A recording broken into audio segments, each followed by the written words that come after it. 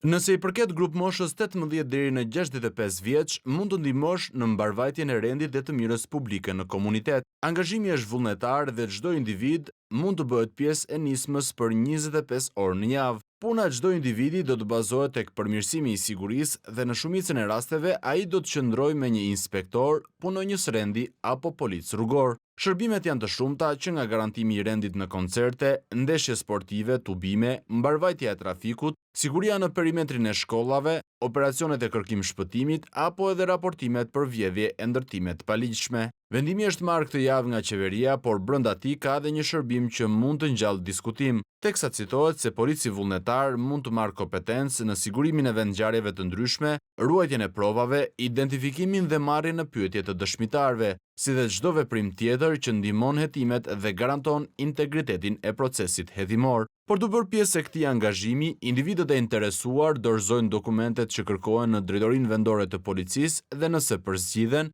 lidhin kontratën e vullnetarizimit brenda kësaj drejtorie.